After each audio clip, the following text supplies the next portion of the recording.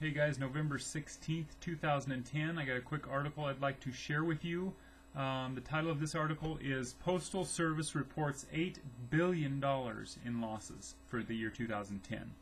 Okay, now you guys, you can take your fingers and put them on the pulse of certain sectors in our nation's economy, and you can pretty much get an idea of how our economy is.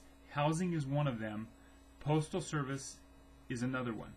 Because if people are not buying and ordering, and a lot of consumers do things over the internet, and then they're not shipping, okay? And you can see that this is definitely an indicator of where our economy is, because if they're not shipping product, and where our economy is based on 70% consumption, right? We are a consuming nation. We take on debt and we consume. And we spend, okay? And that's what we do. That's the heart of our business.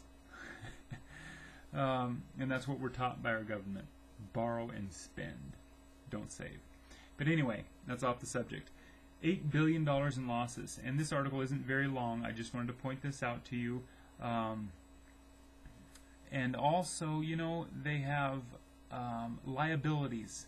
They have a liability of $5.5 billion that's mandated by the government that they need to pay in for their future retirees. Okay, this is how they are funding, and they're the only. I know they're not. They're the only ones where this is applied to them, where it's mandated that they do this. Where is this? Let's see, I'll read this last paragraph. Essential to that process would be for Congress to fix a congressional mandate from 2006 which obligates the Postal Service to make annual payments of $5.5 billion to pre-fund future retiree health benefits.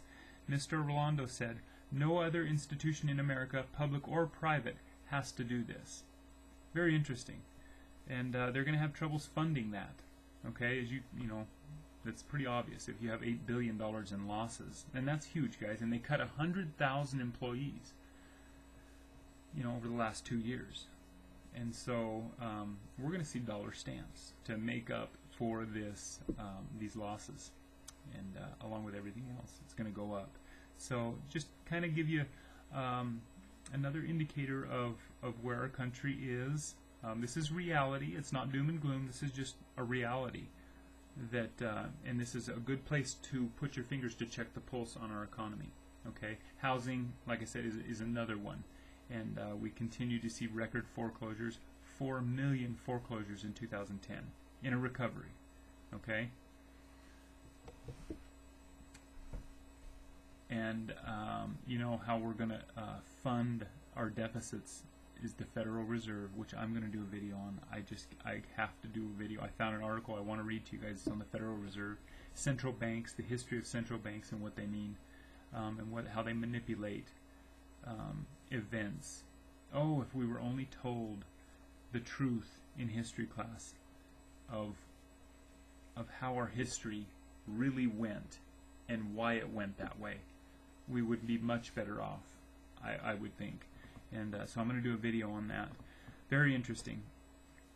You guys take care. Have a good evening, and God bless you.